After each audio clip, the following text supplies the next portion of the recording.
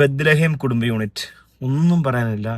നല്ല cute cinema, through out comedy കൊണ്ട് നിറച്ച്. കൗണ്ടർ എന്നൊക്കെ പറഞ്ഞോണ്ടല്ലോ, ചിരിച്ച് ചിരിച്ച് ചിരിച്ച് നമുക്ക് ഇടപാട് തരും. അമ്മാതിരി കൗണ്ടറുകളും അമ്മാതിരി പെർഫോമൻസും. എൻ്റെ മോനെ ഒരു രക്ഷയില്ല. മസ്റ്റായിട്ട് നിങ്ങൾ പോയി കാണേണ്ട സിനിമയാണ്. Throughout comedy, throughout emotion. ക്ലൈമാക്സിലേക്ക് ഇമോഷൻ വരുമ്പോഴത്തേനും ബാക്ക്ഗ്രൗണ്ട് സ്കോർ വന്നിട്ട് സാധനം എലിവേറ്റ് ചെയ്യും. അവിടെ ഒരു ഫ്ലാഷ് കട്ടൊക്കെ കാണിക്കും. എൻ്റെ മോനെ ഒരു രക്ഷയില്ല.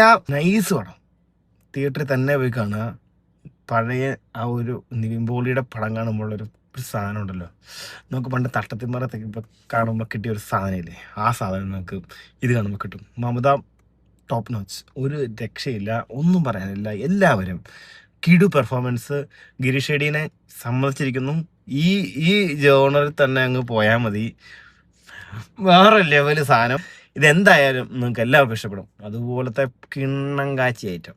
ഇതിനപ്പുറത്തേക്ക് നിങ്ങൾ ഒന്നും കേൾക്കണ്ട, പോയി തിയേറ്ററിൽ പോയി കാണുക. ട്രെയിലറിൽ കണ്ടതിൽ കൂടുതലൊന്നും സിനിമയില്ല, പക്ഷെ സിനിമ അങ്ങ് ഇവര് ഉണ്ടാക്കി വെച്ചേക്കുന്നൊരു പരിപാടിയുണ്ട്. ഒരു രസമാണ്, കണ്ടങ്ങി ഇരിക്കും.